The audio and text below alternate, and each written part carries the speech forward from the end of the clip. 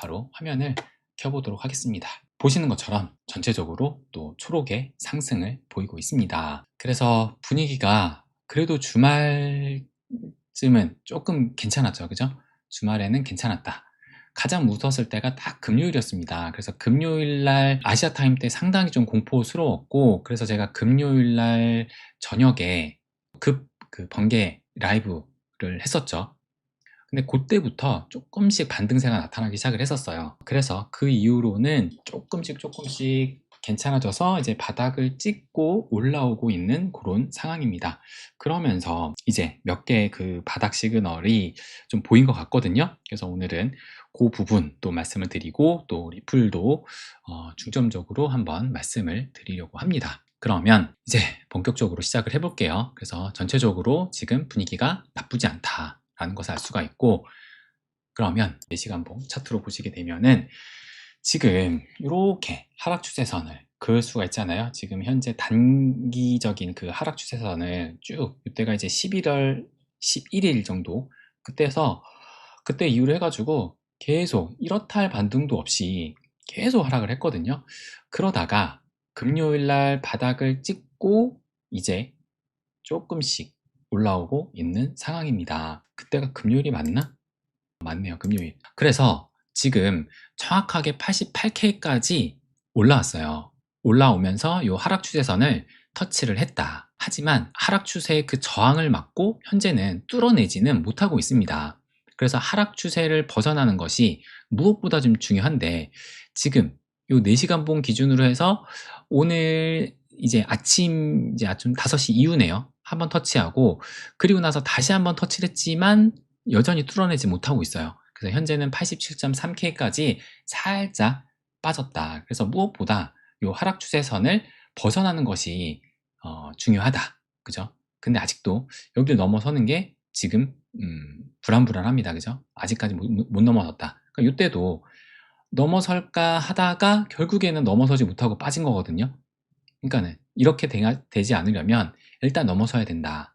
이게 굉장히 중요합니다. 그래서 이번 주 이 하락 추세를 넘어서느냐 마느냐, 그래서 이 일봉으로 보면 조금 더 알 수가 있는데, 지금 이제 이때부터 쭉 해서 이 하락 추세선, 가파른 하락 추세선을 살짝 터치하고 넘어서지를 못하고 있습니다. 근데 여기를 넘어선다고 해가지고 뭐 하락 추세를 완전히 벗어났다가 아니죠.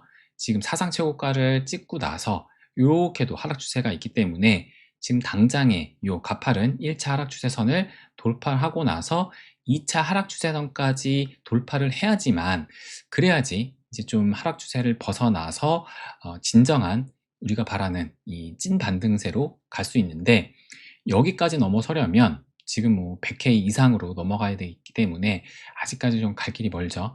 당장은 일단 90K를 좀 넘겨가지고 이 하락 추세를 벗어나는 것이 무엇보다 좀 중요하지 않을까. 그래서 어제 날짜로는 한 90K였는데 지금은 이제 한 89K만 넘어도 살짝 넘어설 것 같거든요.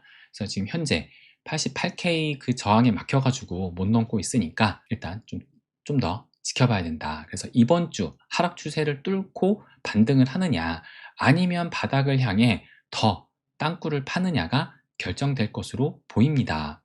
그래서 그것을 결정하는 열쇠는 바로 이 미증시로 좀 볼 수 있지 않을까. 계속 제가 말씀드렸죠. 미증시. 그러면 이제 오늘이 월요일이고 지난 금요일 날 미증시가 어떻게 흘렀느냐, 보시는 것처럼 전체적으로 좀 초록색이 더 많이 보이긴 했지만 일단 엔비디아, 이 대장주로 볼 수 있는 엔비디아가 큰 폭은 아니지만 하락으로 일단 마감을 했습니다. 그 다음에 마이크로소프트도 그랬고 테슬라도 그랬고, 그래서 완전한 이런 초록의 상승세는 아니었다. 그럼에도 일단 3대 지수 모두 이제 상승으로 마감을 했습니다. 다우존스는 1%가 살짝 넘었고 S&P 500과 나스닥은 1%가 채 못 되는 이런 상승이 나오긴 했어요. 그러면서 이제 이 공포지수 빅스 지수도 마이너스 11%나 하락을 하면서 그럼에도 이제 23이니까 중앙 평균 값은 아직도 그 위에서 놀고 있다. 하회를 하지는 못했다. 그리고 오늘 현재 시점 코스피를 봐도 아까보다는 살짝 빠졌네요. 지금 이제 0.7% 정도 상승을 하는데 3,800, 아까 오전만 해도 한 3,900을 넘겼었는데 지금은 조금 빠진 상황입니다. 그래서 일단 우리의 그 자산시장의 바로미터는 우리가 지금 그 기준을 S&P 500으로 보고 있잖아요. 그래서 그 전날, 그러니까 목요일 날이었죠.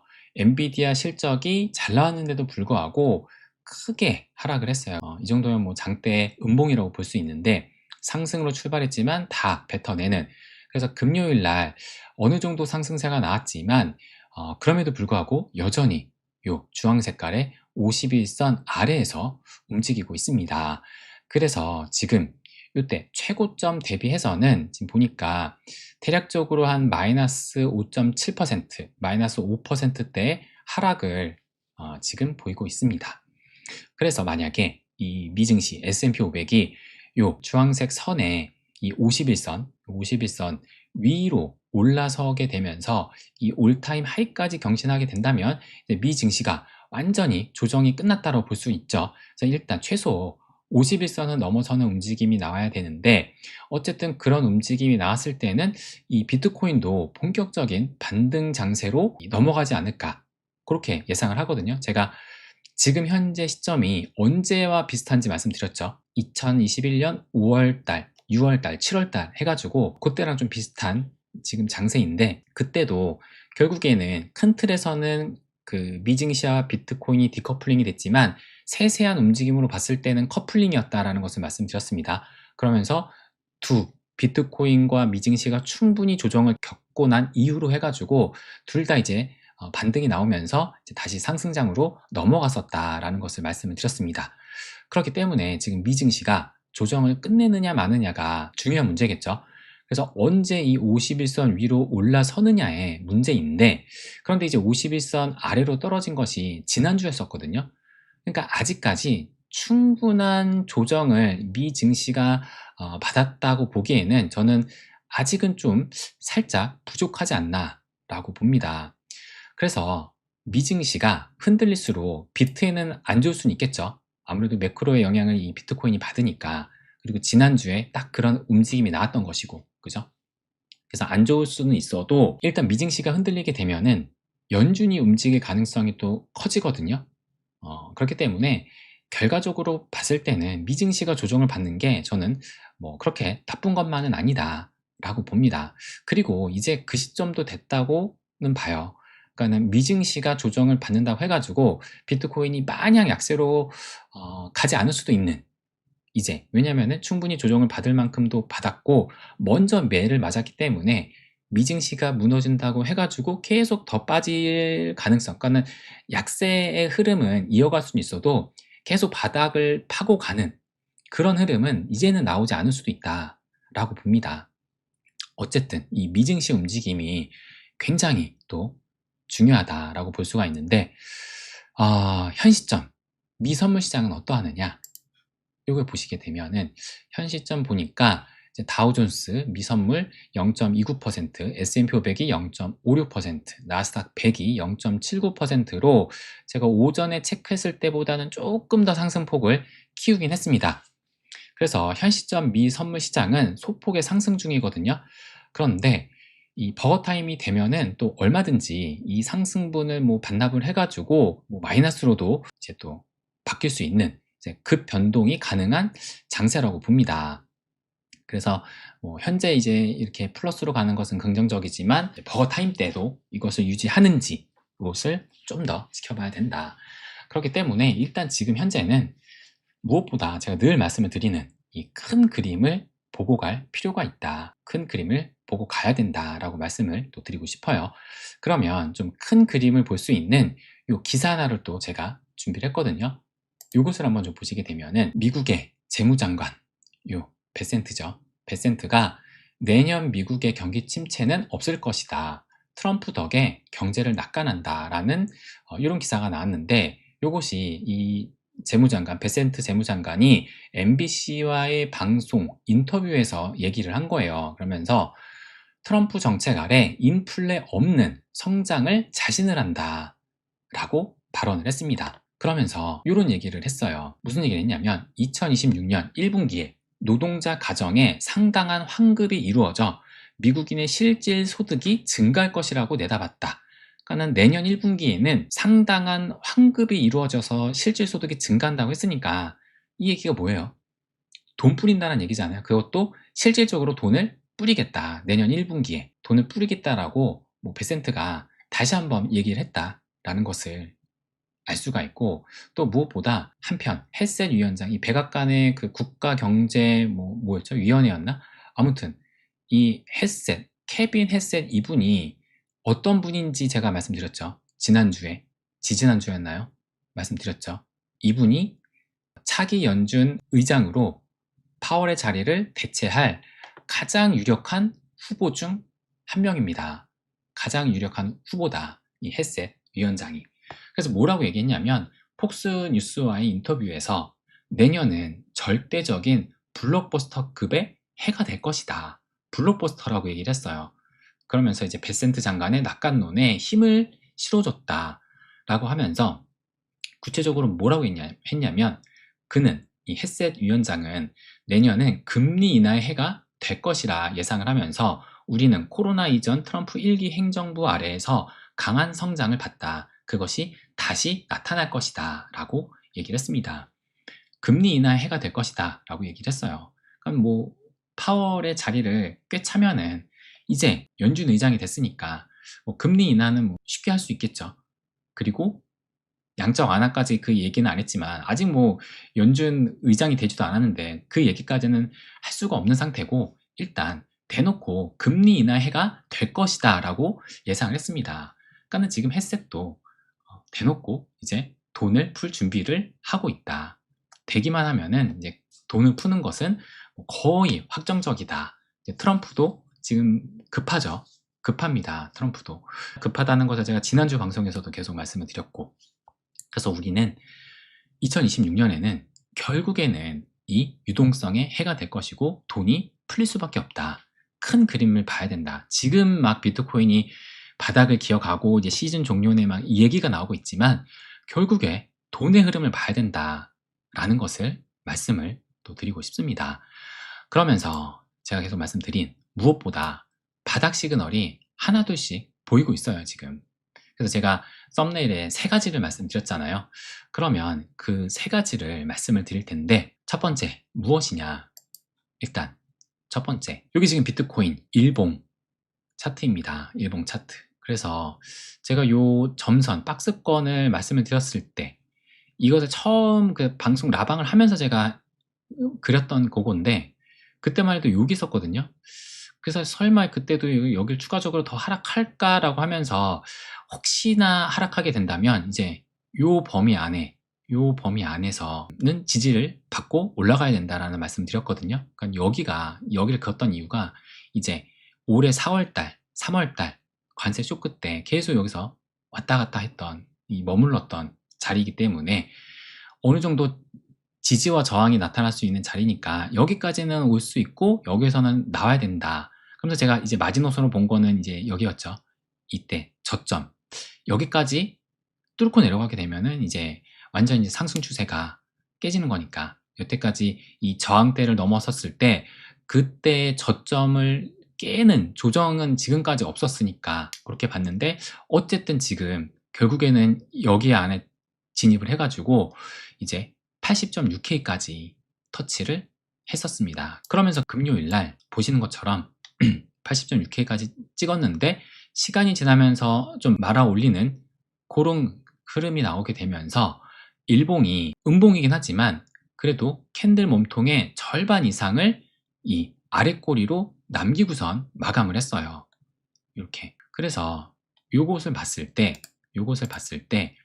관세 쇼크 때를 보게 되면, 이때는 보시면 이때도 첫 번째 이제 나왔을 때 이때는 아예 양봉으로 전환했거든요. 긴 아래 꼬리를 달고 양봉으로 전환을 했고, 거의 비슷한 수준에 다시 한번 이 바닥을 찍었을 때도, 이때도 상당히 찍고 이제 확 올라서 긴 양봉을 만들었었다. 관세 쇼크 때입니다, 이때가. 그리고 또 이때 작년 8월 엔캐리 청산 때도 마찬가지로, 이때도 바닥을 찍었을 때 길게 이렇게 아래 꼬리를 달았어요. 그러니까 이때도 양봉으로 전환되지 못했지만 어쨌든 캔들의 이 몸통 절반 이상 이 아래 꼬리가 더 이제 길죠. 그렇기 때문에 긴 아래 꼬리를 남기고선 이렇게 마감을 했다라는 것이 하나의 바닥 시그널로 또 볼 수 있다. 뭐 100% 바닥 시그널이다라고 할 수는 없지만 어쨌든 이런 긴 아래 꼬리를 남겼다라는 것은 일단 바닥 시그널의 하나로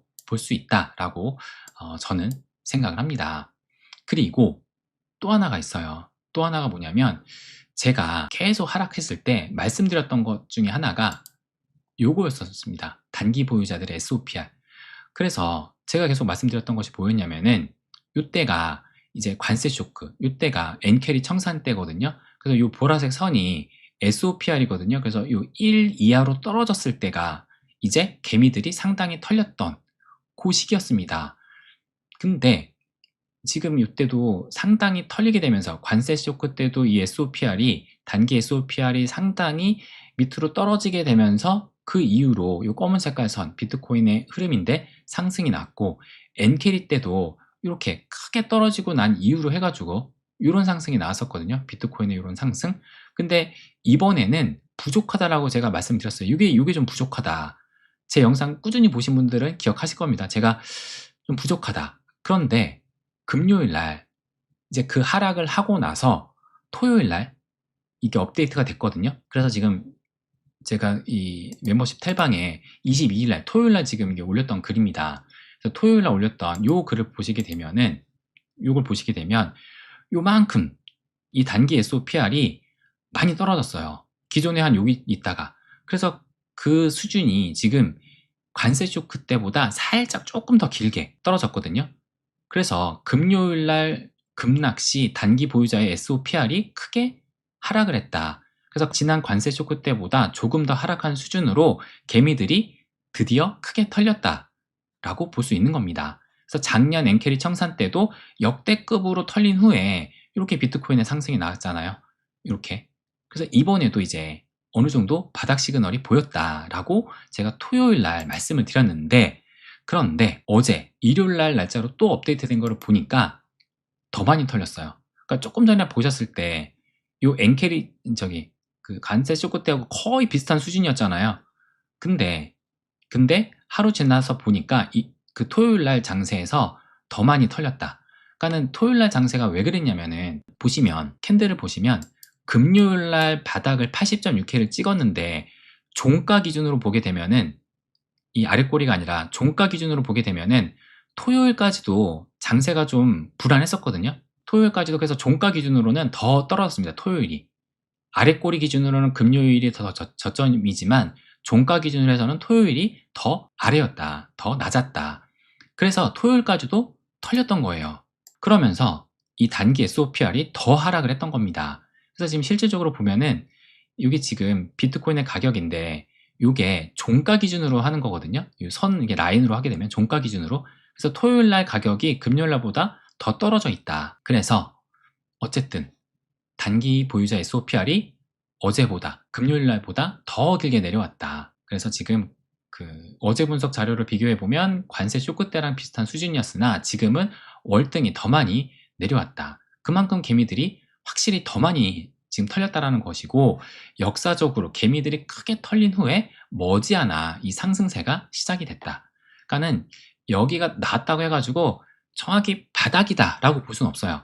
그러니까 이때 같은 경우는 제가 이전에도 한번 말씀드렸던 것이 실질적으로 비트코인이 바닥을 찍었던 시기는 여기였는데 여기에서 많이 털린 게 아니라 올라갔다가 약간 횡보하는 그 시기에 이제 시즌 종료일지도 모른다. 여기 데드캣 파운스일 수도 있다라는 그런 이제 어떻게 보면은 분위기가 형성이 되면서 개미들이 오히려 상승을 했는데 더 많이 털렸었거든요. 이때 상당히 정리를 했었다. 그리고 나서 어쨌든 상승하는 흐름이 나왔는데 엔캐리 청산 때는 요때가 이제 요때가 이제 그 8월 달 바닥을 크게 이제 찍었을 때 그때 이제 상당히 나왔는데 한 번 9월 달에 한 번 더 저점을 찍는 요런 흐름이 나오긴 했었습니다. 그러니까 요게 나왔다고 해가지고 바로 가는 것이 아니라 어쨌든 머지않아서 상승으로 가는 그런 흐름이 나오긴 했었다.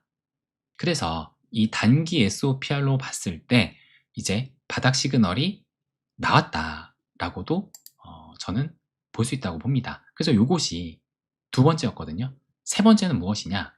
세 번째는 바로 요겁니다. 펀딩 레이트, 펀딩비죠. 모든 거래소의 펀딩비. 이 펀딩비 제가 전에 한번 말씀을 드렸어요. 펀딩비가 뭐냐면은 이 무기한 선물에서 롱숏 비율 불균형을 조정해 현물과의 가격 괴리를 줄이기 위해 비율이 높은 포지션이 반대 포지션에 지불하는 비용.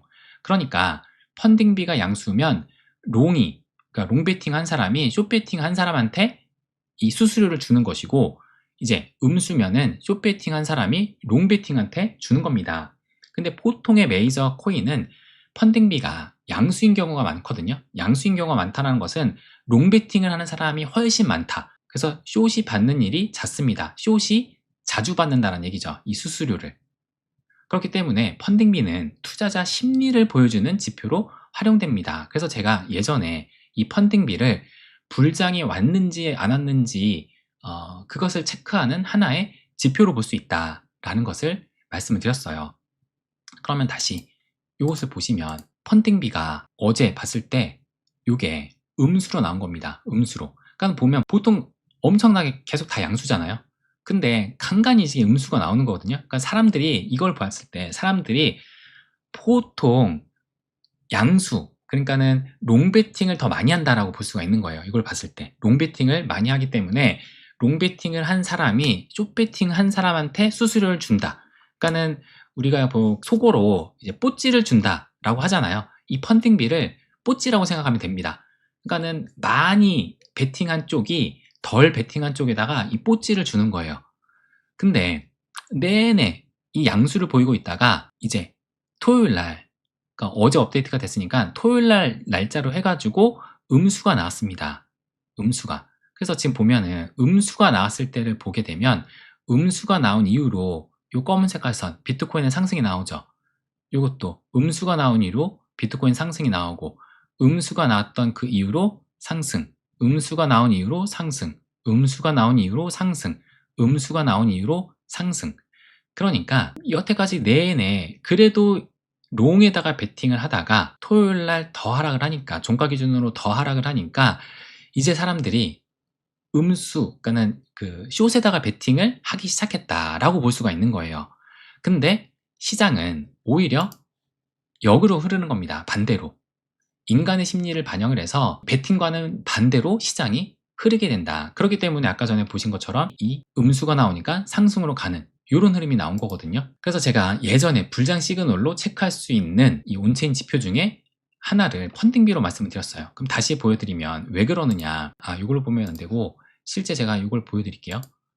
지금, 그러니까 이게 지금 하다가 어제 날짜는 또 다시 일요일 장세는 또 괜찮아가지고 이게 또 양수로 돌아왔거든요. 그래서 지금 시계열을 길게 보게 되면 이게 왜 저거냐, 보시면 이제 이때가 2021년 불장 때 이 펀딩비를 보시면 여기까지 올라왔어요. 지금 엄청 많이. 근데 현재를 보시면 여기거든요.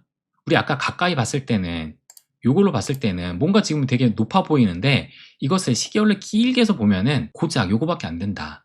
근데 2021년 불장 때는 이만큼이었고, 그리고 이때가 이제 2024년도 3월달, 이때도 이제 그때죠. 이제 이때가 이제 그 비트코인 현물 ETF가 승인됐을 때 이때도 이 정도였었고, 이때가 이 정도, 그리고 이때가 트럼프 당선되면서 올라왔던 건데 지금은 이 정도다. 그래서 아직 불장이 안 온 거다라고 볼 수가 있는 거죠. 그래서 이것도 이 펀딩비를 불장이 왔는지 안 왔는지 볼 수 있는 하나의 그런 심리 지표로 볼 수 있다라는 것을 제가 예전에 말씀드렸는데, 지금 현재 그 음수의 펀딩비가 나왔다.